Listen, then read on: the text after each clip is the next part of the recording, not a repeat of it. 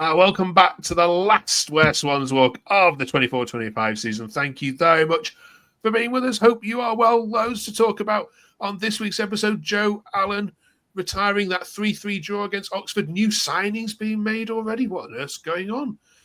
We've got James Hugh and James Rich back with us to review it all. Season's over, James. Is it going to feel weird Saturday morning? Waking up with no football to talk about or discuss or go to? I'm looking forward to the break, if I'm being honest. Like I said, it's just been such a roller coaster season. A couple of weeks off will be all right. Probably about 3 weeks in, I'll be bored though. So yeah, I think the boredom is coming. It's not quite there yet, but yeah, just glad to see this season out, really. There we are. Let me just get sure I got the right. There we are. That's a better background on with stuff about. Hugh, business done early. We've heard already. Swansea stealing a march on all other teams, which is rare for your team, isn't it? Agreement to sign now. Here you go, Hugh. You can say that for us. Zeidane Inoussa, I think. There we go. Business, but how much have you followed BK Hacken's results? I think the fact it's early is a surprise to everyone. Jimmy, what do we know about him? He's a very sort of tricky winger player, which I think we've lacked for a while. You know, you've got Ronaldo, who's a bit of a grafter on the right, and then you've got Ian, who's technical, but not, I wouldn't say in a winger sense. You haven't really got like an out-and-out skillful sort of winger, and that's what he sort of brings to the table. He's got a decent return in a very short career so far out in Sweden. And as well, the fee that was rumoured was about 5 million, and turns out up front it's actually about 500,000, with the rest of it being in promotion add-ons, which I can't say for a Swansea player I've seen has had a promotion add-on in a contract in a very, very long time. But yeah, I mean, it could end up being very cheap if we stay in the division, because he's not going to get any of them bonuses by the sounds of things. Well, the way things are going, crikey, who knows? What followed that then, Rich, was a whole heap of praise on Richard Montague. For saying, here we are, Richard Montague's the man. I love Richard Montague. What a difference Richard Montague makes. The new management group is getting lots of praise already. Well, just to start, he's got a good name, so it's one of those things, you know. But no, it's a fresh start, and I think we need to change our attitude on the way we're going forward with our transfer business, and it's a good start to bring a player in early. It's going to get the fans on board. He said in his press conference out on Sheehan on the weekend now that there's going to be probably a few more to come before he eventually goes on holiday, but I don't think that's going to be anytime soon at the moment, because we've got so much work to do. It's going to be a really long summer, but hopefully if we can get the right players in, you know, it might bear fruits for us. Yeah, I get the vibe from this club, James. This is a very different Swansea City to 12 months ago, is already in terms of just the feel good around the club, early signings already, the way the season ended, the party atmosphere that was there at the stadium on Saturday. Are even you warming to the Sheehan revolution? I still think we have to look at it for what it is at the moment. It's still very early days. I'm honestly, I don't know if any of you seen the lovely interview with Luke Williams in the paper today, talking about disharmony behind the scenes, that not everyone was pulling in the same direction.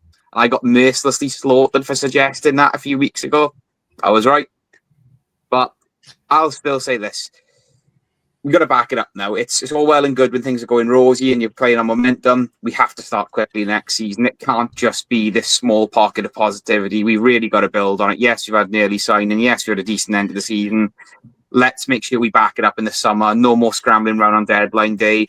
No more sort of half committing to whatever it is we're doing. We've got to be fully committed, and I hope that the whole club manages to pull together in the same direction, because I feel like we haven't had that for the last 10 years.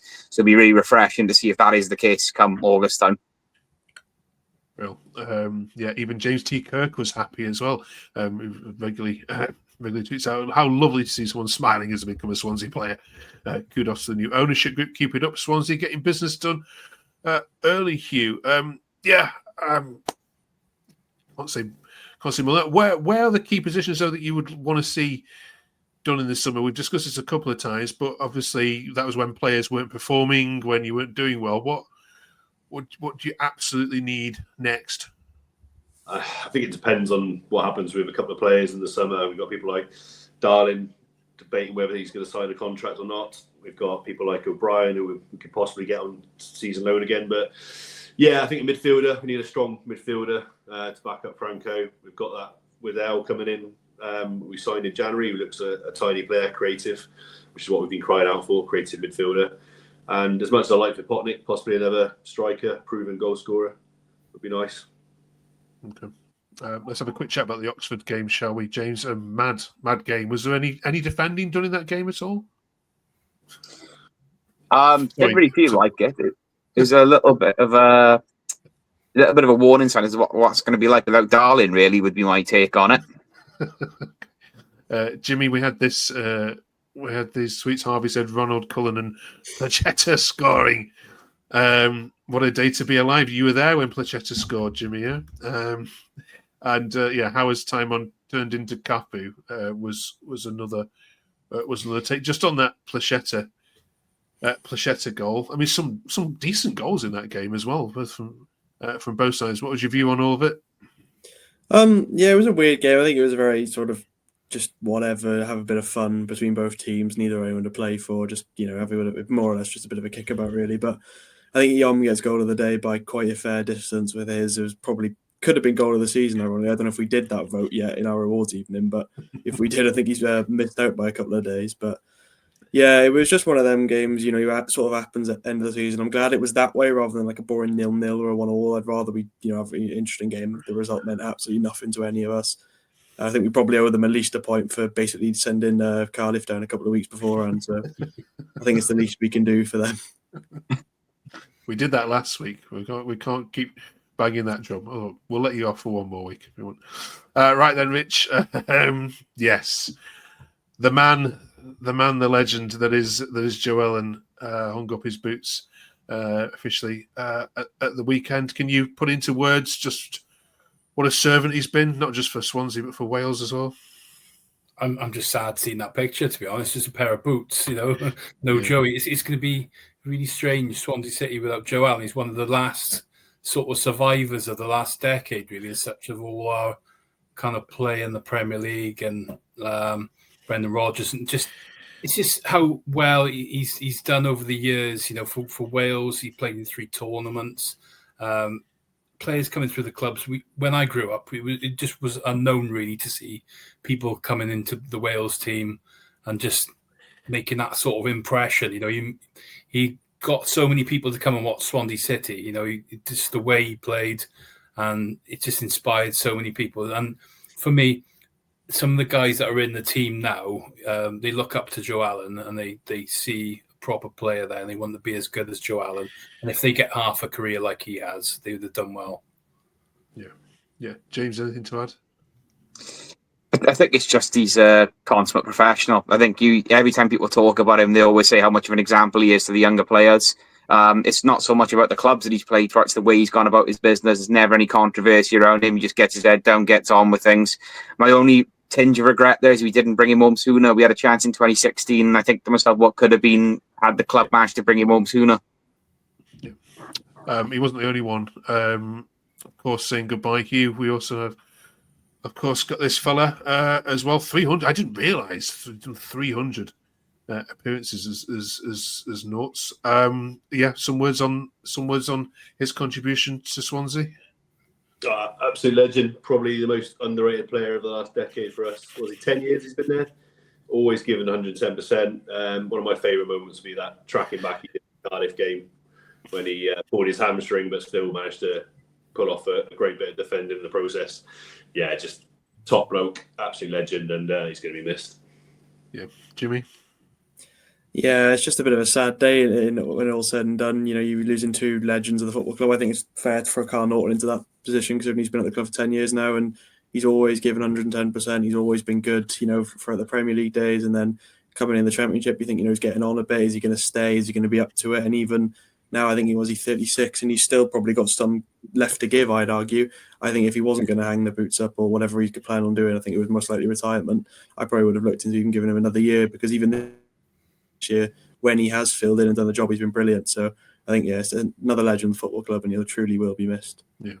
Is it symbolic that both are going at the same time, Rich, and we got this new era, new manager, new management coming in? Does it feel like this is almost like a Swansea Part 2 almost? Well, it's slightly worrying as well that you've lost all that experience, and very well, okay, we're buying a 22-year-old coming in now. It's another youngster as well coming in, but these are guys who have played a lot of games in the Championship, and it's going to be really hard to replace them in this window without having substantial amount of money. That's one thing that does worry me over the summer. You can get numbers in, but can you get the same sort of quality as a Joe Allen or a Carl Naughton? For me, they're irreplaceable. Yeah. Very well said. We've also talked about the one table that Swansea do top this season, though, and that is the goals from centre goals from defenders. James, where's my table gone? There it is. Yes, there we go.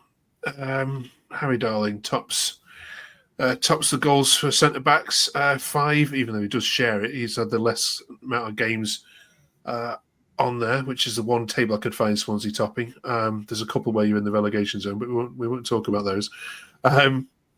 What sort of can you sum up the contribution he's made, and where are we with him going forward? I mean, we talk this every month, but any further on?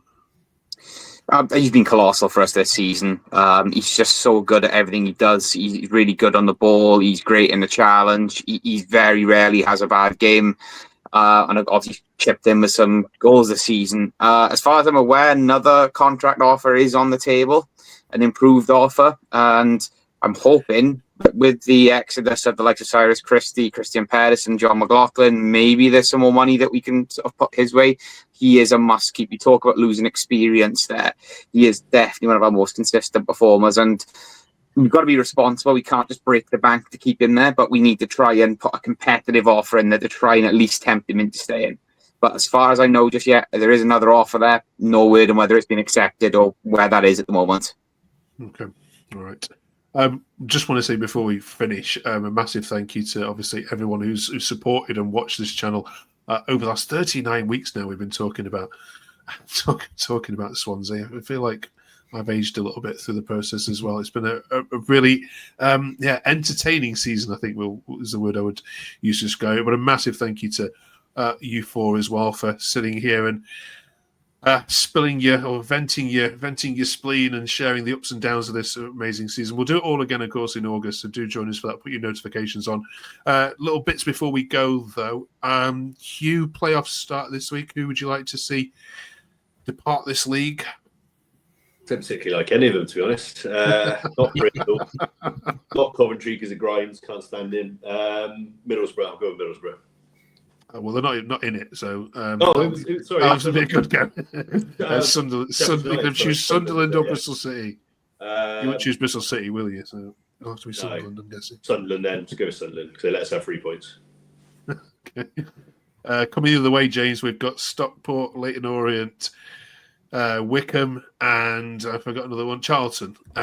Any preferences to nice away days there for next season for the Swans? Stockport sounds quite nice. Not Charlton because of Nathan Jones. I hope they stay down and keep him as far away from this division as possible. Stockport sounds lovely, though. Well, we were talking about Nathan Jones on the Cardiff podcast last night as their first bit of business is to try and lure him to the Cardiff City Stadium as their next bit. And then, Rich, can you sum up Swansea's season in 3 words if you can, or 3 phrases? Up and down. Basically, yeah, it's been a long season this year. We've had some good spells, promising times, but I think now it's kind of rebuild. Let's start again. Okay. And finally, Jimmy, what's been your highlight of the season? What's that one moment that you share with your grandkids? I don't think there'll be any from this season. Nothing at all. Not one tiny nugget. For me, probably Leeds away as I was there, just because the whole atmosphere on the day and then getting that goal in 96th minute, everyone went absolutely berserk. Or QPR away as well, because that's probably one of the best away ends I've been in since the 3-2 win over Cardiff a couple of years ago. But nothing really too special, because we didn't win either derby games either. Nothing really too special to write home about for this season. Okay. Brill. Right, I did have a slide with the what's her name? The Blue's coming to Swansea, isn't she? For you all in August. I'm not joking. It's genuinely there's. She's doing a world tour, and Swansea's on her list. So, if she'd come here before Christmas, she probably could have got 3 points. Brilliant. I'm sure it's at your stadium. Did somebody make that up? I'm sure it must be. Surely. I really hope not. Can't be at our stadium. Well, enjoy yourselves if you're heading there anyway. Right. Have a great summer, all of you. Genuinely thank you, serious, for all your comments and content. We will see you for all over again in August. Have a good one.